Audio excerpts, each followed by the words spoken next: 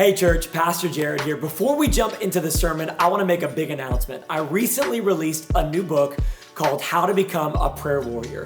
This year will be a year of divine breakthrough if you learn how to pray. And that's why I wrote this book. I want to teach you how to pray. In this book, I give you the principles of prayer, the power behind prayer, 14 different forms of prayer with practical application at the end of each chapter to get you praying now. I believe that God wants to elevate your relationship with Him, and I hope that through this book, you find the keys that you need to become a prayer warrior. So you can click the link below and grab your copy in any version, digital or physical, and get this book this year. I believe God is going to do great things in your life through it. Now, let's jump into the message with a heart of expectation, and let's get ready to receive everything that God has for us through this word. Wow, it is packed in here. I'm not nervous, I promise. What an opportunity it is for me to be able to speak to you guys here today. They had finally taken me out of the hot box. Hold on, not the hot box that you're thinking. If you don't know me, my name is John. I am one of the drummers here at E2 Church. Thank you for playing. I'm part of the E-Care team. I'm part of the prayer team. And I'm also part-time GE. But before you guys take your seats today, which some of you guys have, which is totally fine. It's okay. A lot of us have been standing all day. Let's get into our main text today. Our main text will be in Genesis 22. We'll be talking about Abraham and Isaac. And you guys can stay right there. But first, I would like to kind of give you guys some context about Abraham. So I'm going to start in Genesis 12. Genesis 12, 1-4 says, the Lord had said to Abram was his name before it was changed to Abraham. We'll get there. Leave your native country, your relatives, and your father's family, and go to the land that I will show you. I will make you into a great nation. I will bless you and make you famous, and you will be a blessing to others. I will bless those who bless you and curse those who treat you with contempt. All the families on earth will be blessed through you. So Abram departed as the Lord instructed, and Lot went with him. Abram was 75 years old when he left Haran. So as you take your seats, give two people a high five and tell them the title of my sermon today. It's not what you thought. It's not what you thought.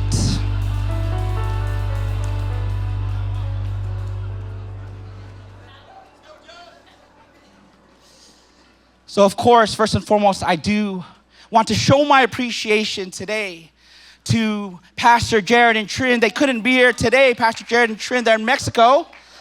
I definitely would rather be there than here. But I want to show them my appreciation for seeing something in me, for believing in me. This stage has a weight on it. Guys, when I was asked to preach 3 months ago, I started right away. Pastor Jared works on it for 3 days, and the rest he goes and does CrossFit. Crazy. So much respect for you, Pastor Jared. And of course, I want to show my appreciation to Pastor Q. If the cameras can go on to Pastor Q. There he is. There he is. Everyone take a good look at Pastor Q. Everyone take a good look at me. Okay, look, stop getting us mixed up. I'm sick and tired of you guys calling me Pastor Q. Even your kids and E-kids call me Pastor Q. It's getting ridiculous. Man. Pastor Q, thank you so much. You're a mentor to me, a leader. I communicate the way I communicate because of you. So I thank you for that. And of course, I want to share a little bit about my family. And I want to start with my wife, of course. If you guys don't know my wife is Jessica right here. She is the E2 worship director, E2 worship director. Okay, we've been married for 17 years. Jeez, how? You look 25, I know. Crazy, trust me. We have 4 wonderful kids. Jeremiah, he's 16. I think he's working on the lights and production. There he is. We got Jaden, he's 14. He's the guy that's too cool for school and EHQ, cutting strawberries. Yeah, that's him. Jace, he's 12. He's a little Filipino kid that sings his heart for E2 youth worship. Come on. And finally, we have Juliana, my favorite, also known as Juju. She's the one that kind of runs all over the stage just because her mama's, in charge of the worship team up here. But speaking of Juju, I kind of want to share something with you guys that happened about a month ago as I was prepping my sermon.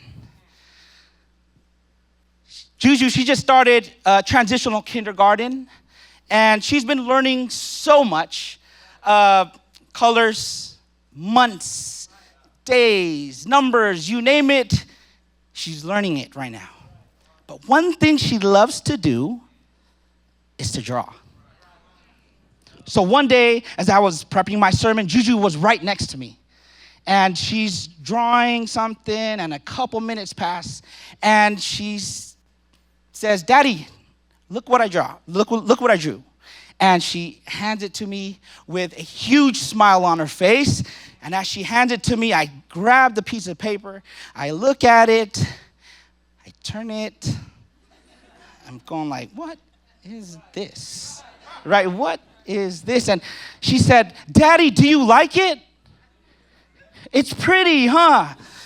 And I said, "Wow, it's beautiful, baby.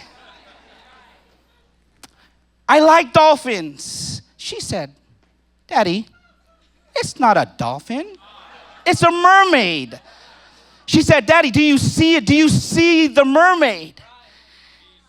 And I see Jess across the room on the couch, and she's like, "You better not break her heart. You better tell her you see it." But you know what? From at that moment, I felt the Lord showing me something. And God was telling me, you might not have faith of what she sees in her drawing, but don't dismiss what she sees. You need to see it even though you think it's not there. Can somebody say it's not what you thought? It's not what you thought. And you know what? Faith looks a lot like that. Having faith means seeing beyond what the eye could see. Faith sees beyond the present and it looks towards the future. It doesn't bend. It doesn't falter, nor does it question. And we see this kind of faith in Abraham. And this morning we'll be talking about Abraham, about his call, about his life, about his faith, and about his obedience. And we'll see that through his faith and obedience, God shows his provision. Come on. You know, I think it's pretty fascinating that even thousands of years later, Abraham is still being talked about. He's found in Genesis. I almost missed this. Genesis. No, I actually said it. Genesis 12. He's in Genesis 12. But we see that he's also thousands of years later talked about in the Hall of Faith, and he makes it in the New Testament. That's in Hebrews 11:8. Let's get that. It says, "It was by faith that Abraham obeyed when God called him to leave home and go to another land that God would give him as inheritance. He went without knowing where he was going." Let me say that again. I think you guys missed it. He went without knowing where he was going. If you guys have a pen and paper, go ahead and write this down. When faith doesn't make sense, have faith anyway. Go and tell your neighbor, have faith anyway. So, at the age of 75, God calls Abram. God tells him to leave his family, to leave his country, and to leave his people. And he's told to leave everything he knows and everyone he knows. And follow God to a place that he will eventually show him. Now keep in mind again, Abram is 75 years old. How many of you would leave to a place you had no clue where you were going? I don't think any 30, 40, 50, 60-year-olds in this room would go. It's just the truth. Because some of us are just way too comfortable to be going anywhere. You guys are so comfortable in your seats. You guys look great. But I bet if the ushers asked you to move a seat over, you guys wouldn't. Well, you guys can't because it's kind of packed in here. But some of us in this room probably feel uncomfortable even to do the small things, like raise your hands in worship, tithe. Oof. You're too uncomfortable to join an e-group or volunteer in the e-team. Shameless plug. Get into an e-group and find good community. Get plugged in. So back to it. God tells Abram to deny his comfort, and Abram had to make a choice. And his decision was between setting out and staying put. Now, can you imagine if God gave you a dream, told you to quit your job, leave your church, leave Sacramento without any details? Wait a sec. You see, Abram didn't wait around on God to give him some kind of detailed map.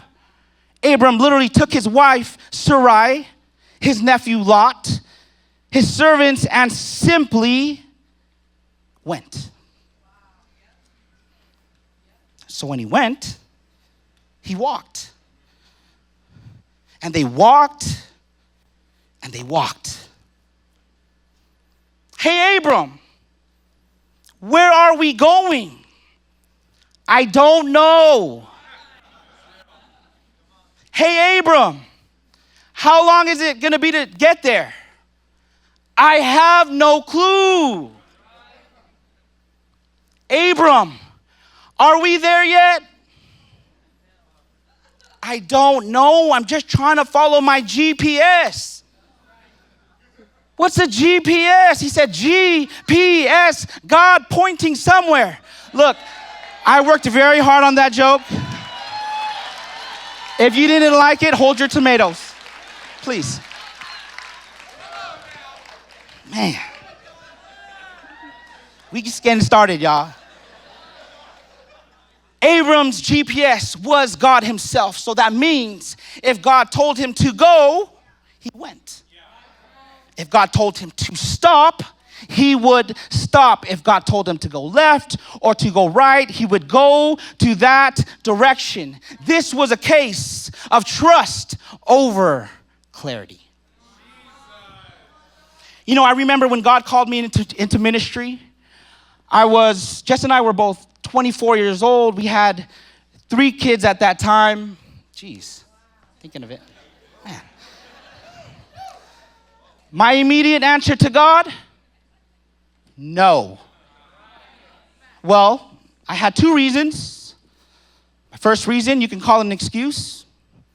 Well, because why would God call me when I had a kid out of wedlock? Shame and guilt crept in. Instantly, I felt unworthy, incapable, unqualified, and I think some of you in this very room right now feel called, but might feel unworthy. But can I tell you, you are unworthy, but it is He that makes you worthy. Second reason, because I knew I had to let go of things in my life to fully pursue ministry. I knew I would have had to give up my time. I had to get rid of certain habits and cut off some friends. But this was the thing. Little did I know, God saw something in me that I didn't even see in myself. And because my decision to follow God's plan He had for my life, years later, I would be here, pouring into other men, do premarital counseling alongside my wife, pour into marriages, and even preach to you on this very stage. You see, Abram couldn't visualize how much of the future was resting on his decision whether to go or to stay.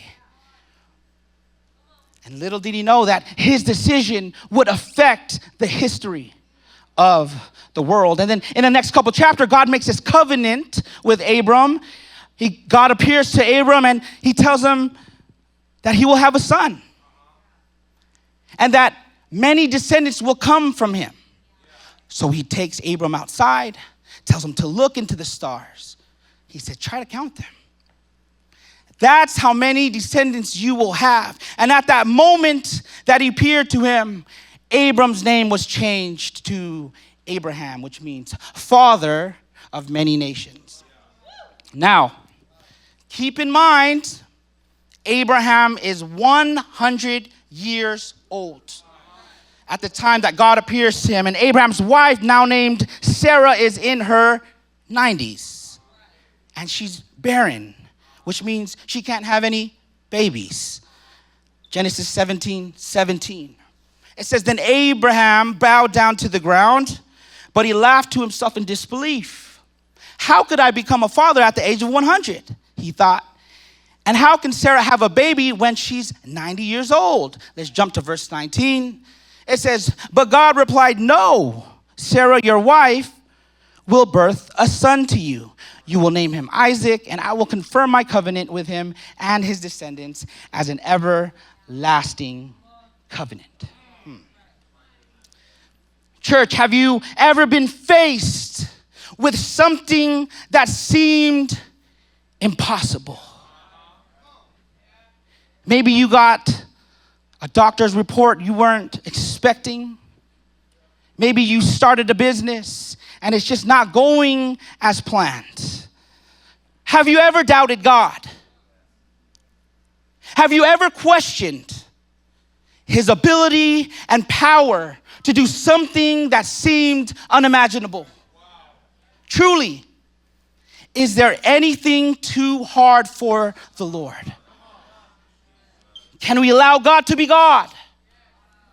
You know, sometimes we just need to do the possible and allow God to do the impossible. Now check out what he does in chapter 21. Chapter 21, 1-3 says, the Lord kept his word and did for Sarah exactly what he had promised. She became pregnant and she gave birth to a son for Abraham in his old age. This happened at just the time God had said it would, and Abraham named their son Isaac. Now, can you imagine how happy Abraham and Sarah were to finally have their own son? After many years of trying and failing and trying and failing and waiting on God to fulfill his promise, Sarah finally gives birth to Isaac.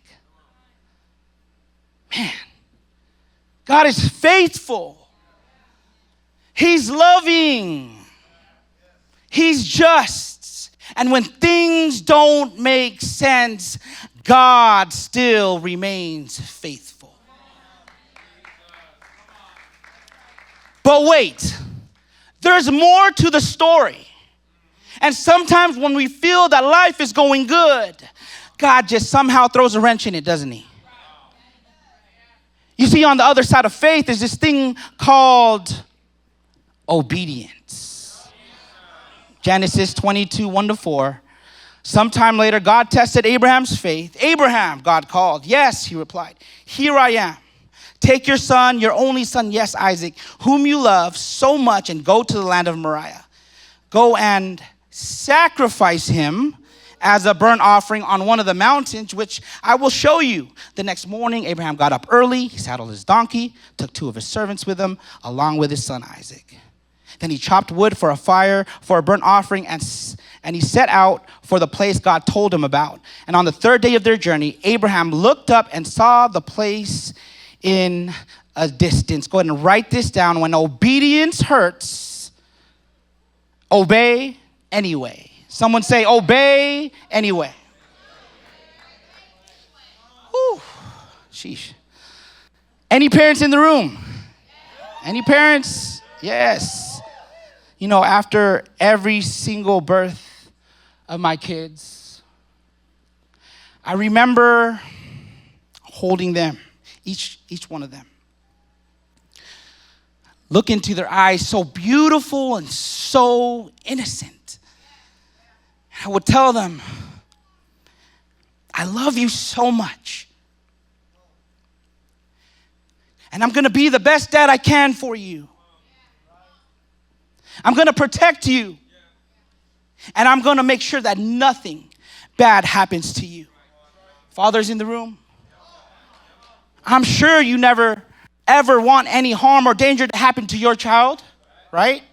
And it's crazy to see God test Abraham and have him do this unusual test. You know, as I was preparing this message, I really wrestled with God with this. I kept digging and digging because I was just so confused. I kept asking God, why would you ask Abraham to sacrifice his son Isaac? In the Bible, God makes it clear that he hates human sacrifice. And back then, pagan nations would practice human sacrifice as a way to worship false gods. And God declared that type of worship detestable. So why? So why then? Why would God ask Abraham to sacrifice his son? I mean, this was his only son. The son that he dearly loved. This was Abraham's miracle child, his promised son that took 25 years to come into fruition. It didn't make sense to me. But then I started to remember something. That wasn't the first test that Abraham went through. I mean, God told him to leave his country. He told him to leave his family. He told him to leave his people. So I think that Abraham is familiar with God telling him to let things go that he loves. So he's used to God telling him to sacrifice something. And I believe that God has been readying his face so that when the test got more and more difficult, he would have the will to endure it. This specific test was one of the greatest acts of obedience in history. Now, don't get me wrong, church. Obeying God is not the easiest thing to do because it might mean giving up something you don't want to. You know, sometimes you need to just sacrifice the things you love so that he can prove to you that you shouldn't love anything more than him. Do you really think that God wanted Isaac to die? No. He wanted Abraham to sacrifice Isaac in his heart. It had to be made clear that he loved God more than he loved his own son. See, the purpose of this testing was not only to deepen Abraham's character, but it was also to deepen his obedience and commitment to God and to trust his perfect timing. And then I had to wrestle with God about another thing. Why didn't Abraham hesitate to obey God? Think about it. We see that when God tests him, Abraham immediately obeys God. He goes early the next morning. He takes his son, loaded his donkey, took 2 of his servants with him to Mount Moriah. So, why not contemplate with God? Maybe wait a little longer, prolong this thing. And we see no evidence of procrastination.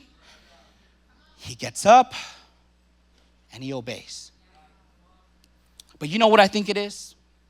I believe that Abraham knew that God would pull through no matter what was asked of him.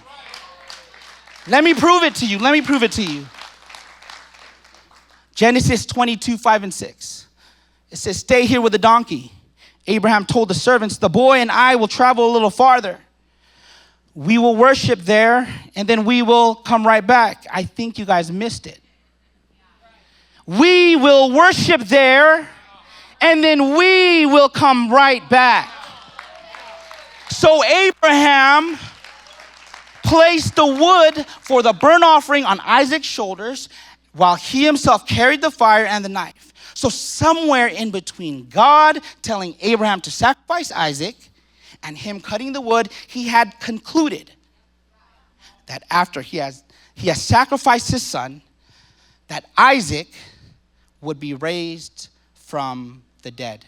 Now, how does he know that? Well, because if Isaac dies, then the covenant cannot be fulfilled. The family line has to go through Isaac. And I believe that Abraham came to the conclusion that if God can give him a son, then surely he can raise him from the dead.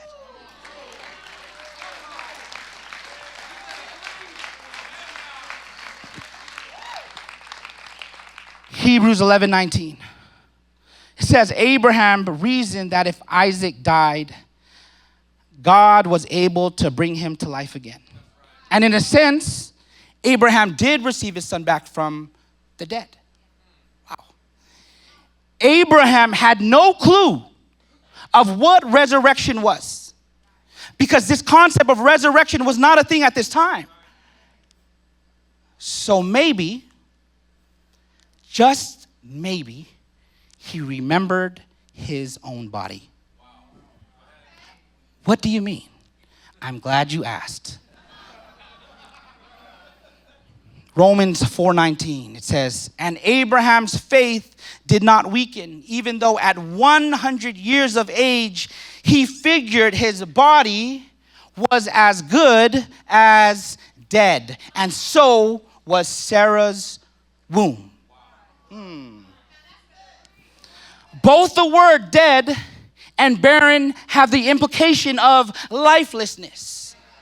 So when God gave Abraham and Sarah a son, God had to resurrect their bodies. They were 100 years old.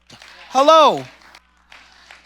He had to give them the power to give life, to have life. So when Abraham told his servants that he and his son would come back, he simply remembered. He remembered what God has done with his own body before. And I come here to tell you that if God had done it before, he surely can do it again. Can I get an amen? Now, if we can just remember what God has done for us before, we surely can believe that he can be faithful in the next thing. And I think we're so quick to kind of like forget, right? That God has resurrected us from things. And then we question if God can actually come through for us. But hasn't God always come through? Hasn't God always been faithful? Hasn't God always showed his goodness to you? God has given us his word, the Bible. 66 books of memories of his faithfulness. From Old Testament to New Testament, we are reminded of what kind of God we serve. I want to tell you guys a story, and I'm going to get a little vulnerable with you guys. You know, to be honest with you, as much as I'm telling you guys to remember, I don't want to remember. But what I do is I put it in the back of my pocket as a reminder. Late 2021, I had suffered from COVID pneumonia. I remember the day, it was December 16th. It was my mom's birthday. I got admitted to the hospital. It was right before Christmas. And I was at the brink of death. Death was knocking at my door. I remember FaceTiming my wife. And I said, Jess, I think I just have a couple more days. I don't know. I don't know what's happening. I said, would you take care of our kids for us? And I told her I loved her. And I said, I thank you for being such a good wife to me. I tried my best to be the best husband I could to you. And I said, can you hand over the phone to Jeremiah? He's our oldest. I said, Jeremiah, I'm going to need you to be a man. To be the man of this family.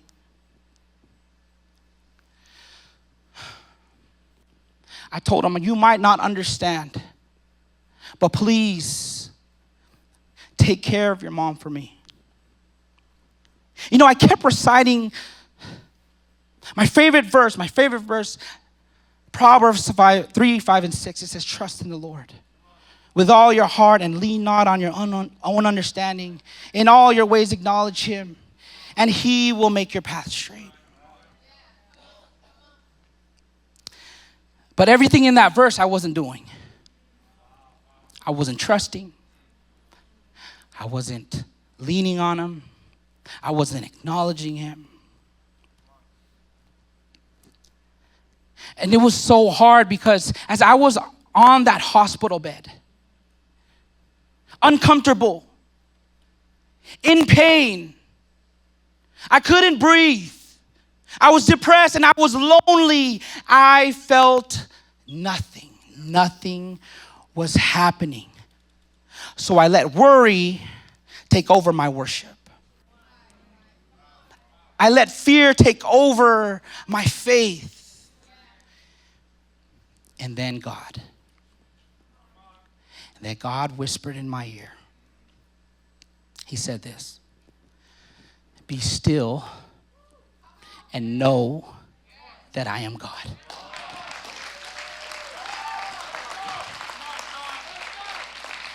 Church, when you have tasted and seen the goodness of God, there is nothing more than to obey. I promise you, I am a living and breathing testimony of what God can do.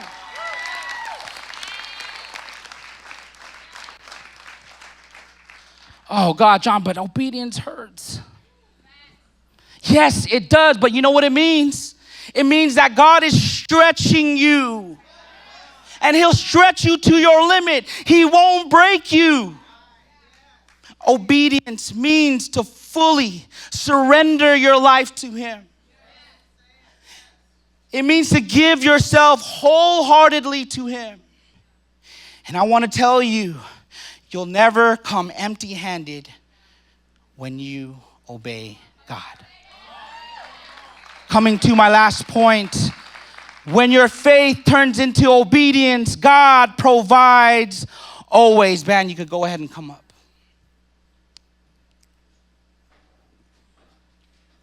Genesis 22, 7 and 12. This is a long reading, but I'm going to paraphrase it for you guys. So Isaac asked his father where the lamb for the sacrifice is, and Abraham reassures him that God will provide. As they reach the place of sacrifice, Abraham binds Isaac and prepares to offer him, but just as he's about to do so, an angel intervenes, stopping him from harming Isaac. This journey to Mount Moriah was about 50 to 60 miles. And it took about 3 days just to get there. Now, can you imagine what Abraham was thinking, knowing he had to sacrifice his son? From a distance, he sees the mountains from afar. And when they get to the mountain, Isaac asks his father, Dad, where's the sheep for the burnt offering? And all Abraham could say is, son, God will provide.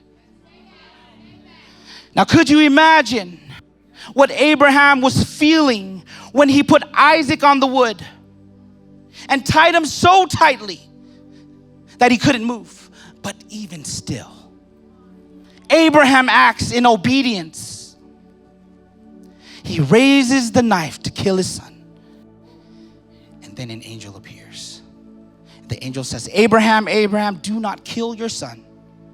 Don't hurt him, for now I know that you truly fear God, because you have not withheld your son from me. You see, this was an affirmation that his faith and obedience was real. Genesis 22, 13 and 14 says, then Abraham looked up and he saw a ram caught by its horns in a thicket. So he took the ram and sacrificed it as a burnt offering in his place of his son.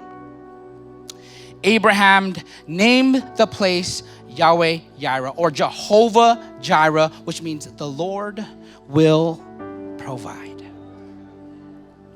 You see, God gave Abraham the means and ability to carry out an impossible command. You see, faith and obedience is sure that God has already provided what we can't afford. So God, he provided a ram in Isaac's place. And because of this, Abraham received Isaac back from the dead.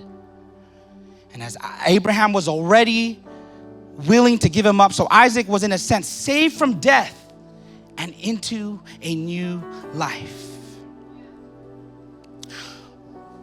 While God sent something else to die in his place, it's clear that God never intended for Isaac to be killed. The real sacrifice God desired came from Abraham's heart. And church, we can see the parallel between the ram offered on the altar as a substitute for Isaac, just as Jesus was offered on the cross as a substitute for us. The story of Abraham and Isaac is a foreshadow of God sacrificing his one and only son, Jesus, to die for our sins. The willingness of Abraham to sacrifice his beloved son Isaac mirrors the sacrificial nature of God, sending his own son Jesus to be put to death. The journey to Mount Moriah, where Abraham was instructed to sacrifice Isaac, parallels Jesus' journey to Golgotha, where he was crucified. The wood Isaac carried on his back was a representation of Jesus carrying the cross. The binding of Isaac on the altar is reminiscent of Jesus being bound to the cross. The ram caught in the thicket, provided by God as a substitution for Isaac, can be seen as a symbol of Jesus Christ, the sacrificial lamb. We can see the comparisons, right? Abraham, he represents God. Isaac, He represents me and you because we were supposed to be put on that cross. And the ram represents Jesus. It is he that came to take place for us so that we could have life.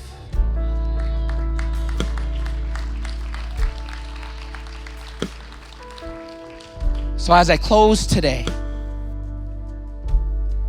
I want to challenge you guys with something.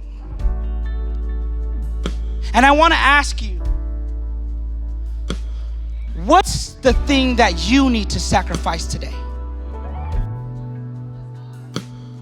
What is the thing that you need to lay at the feet of Jesus? What's the Isaac in your heart that you need to let go of? Now, is it your attitude? Is it a relationship? Maybe your fears? Is it your worries? Your burdens? Or your doubts? Or maybe you just need to give your life to Jesus.